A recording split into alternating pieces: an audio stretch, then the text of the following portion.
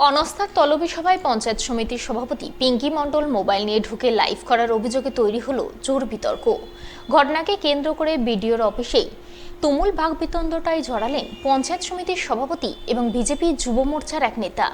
যদিও শেষমেশ পুলিশের হস্তক্ষেপে পরিস্থিতি শান্ত হয় এবং নির্বিঘ্নে অপসারিত হন মানিকচক পঞ্চায়েত সমিতির সভাপতি পিঙ্কি মণ্ডল এবং সহকারী সভাপতি আমিনা খাতুন।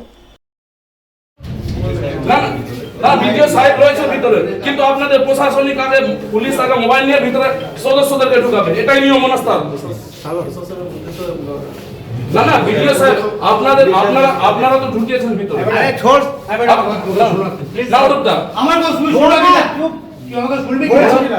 তুমি এখন যাও না আমরা আছি ভিতরে আসছি নিশ্চিত হবে। हम लोग তুই যাও, কোনো অশান্তি সিস্টেম চাই না। আমি বলছি তোমাকে ও কি করবে না কি হচ্ছে এখানে? গাড়ি জড়াচ্ছে না, লাইভ কেন করবে? চলো লাইভ কেন করবে? ভিডিও গাড়ি জড়াচ্ছে, এটা তো ওকে অনাস্থা সভা লাইভ কেন করবে এখানে? অনাস্থা সভা লাইভ কেন করবে এখানে? ভিডিও আপনার সামনে বসে আনলি গেল। আমি বলছি আপনার সামনে বসে আনলি গেল, মোবাইল আপনার সামনে বসে আনলি গেল হচ্ছে, লাইভ কেন করবে এখানে? অনাস্থা সবাই লাইভ কেন হবে? অনাস্থা সবাই লাইভ কেন হবে? উল্লেখ্য, মানিকচক পঞ্চায়েত সমিতির মোট আসন ৩২টি। গত পঞ্চায়েত নির্বাচনে তৃণমূল সংখ্যাগরিষ্ঠতার নিরেখে বোর্ড গঠন করেছিল। সভাপতি হয়েছিলেন তৃণমূলের পিঙ্কি মণ্ডল এবং সহকারী সভাপতি হয়েছিলেন আমিনা খাতুন। সম্প্রতি তাদের বিরুদ্ধে তৃণমূলের ১৫ জন সদস্য মিলে অনাস্থা আনেন। সেই অনাস্থার পরিপ্রেক্ষিতে শুক্রবার প্রশাসনের পক্ষ থেকে কড়া পুলিশি নিরাপত্তায় তলবি সভা ডাকা হয়। প্রথমে বেলা ১২টা থেকে পঞ্চায়েত সমিতির সভাপতি অপসারণের তলবি সভা অনুষ্ঠিত হয়। সেখানে তৃণমূলের ১৫ জন, বিজেপির ৯ জন এবং কংগ্রেস সিপিআইএমের ৫ জন সদস্য অর্থাৎ মোট ২৯ জন সদস্য মিলে পঞ্চায়েত সমিতির সভাপতিকে অপসারণ করেন। এরপর বেলা ১টা থেকে শুরু হয় সহ সভাপতি অপসারণের তলবি সভা। সেখানেও ২৯ জন সদস্যের ভোটে সহকারী সভাপতি অপসারিত হন বলে জানা গেছে। 14/7/2026 তারিখে তৃণমূলের ১৫ জন সদস্য মানিকচক পঞ্চায়েত সমিতির সভাপতি এবং সহকারী সভাপতির বিরুদ্ধে অনাস্থা পেশ করে। সেই অনুযায়ী 23/7/2026 সালে 26-এ আমাদের বিডিও অফিস থেকে নোটিশ দেয় আমাদের কাছে যে অনাস্থা ডেকেছে তৃণমূল পার্টি।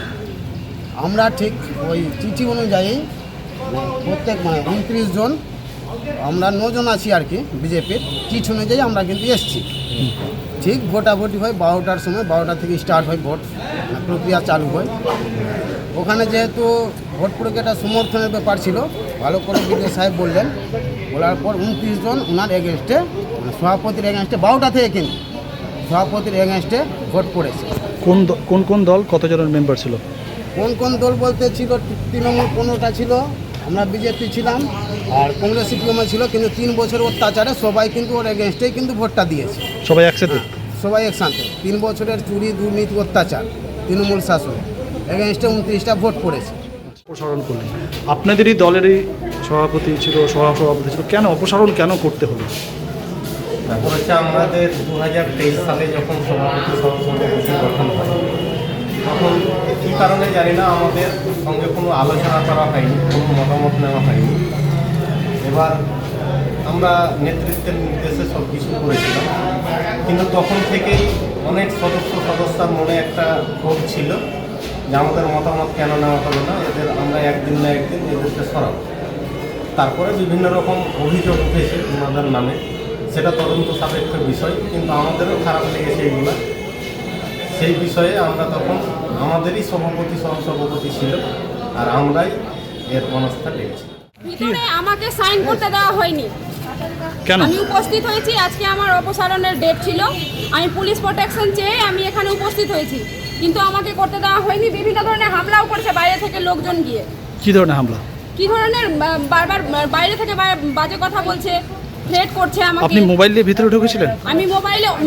আমি মোবাইলে নিজের প্রোটেকশনের জন্য আমি ঢুকেছি, মোবাইল অন করে লাইভ স্ট্রিম করছিলেন? হ্যাঁ। সেটা তো নিয়ম নেই। নিয়ম নেই, আমি এইটুকু যাওয়ার পর ওখানে গিয়ে বন্ধ করে দিয়েছি। আপনি নাকি দেরি করে এসেছেন এরকম একটা বলা হচ্ছে। আমি ট্রাফিক জ্যামে ফেসেছিলাম। আচ্ছা, কটা টাইম দেওয়া হয়েছিল? 12টা 12:30 থেকে শুরু হবে। বিডিও সাহেবকে বারবার ফোন করেছিলাম, উনি বললো 12টা থেকে 1টার মধ্যে মিটিং আছে, তারপরে একটার পরে সহকারী মিটিং আছে, কিন্তু ওনারা আমাকে সাইন করতে দিলেন না। আপনাকে অপসারণ করা হলো আজকে? আজকে অপসারণ করা হয়েছে, তারপরে আস্থার ডেট দেবেন। আচ্ছা, কেন আপনার বিরুদ্ধে? আপনার দলেরই তো লোকরা দলেরই লোকরা বিজেপিকে সমর্থন করেছেন, ওনারা বিজেপির ভোট চাই, ওদের ইচ্ছা, সে যেতেই পারেন, চিরস্থায়ী হয় না চেয়ারটা, কিন্তু আমি এটাকে বিরোধিতা করছি।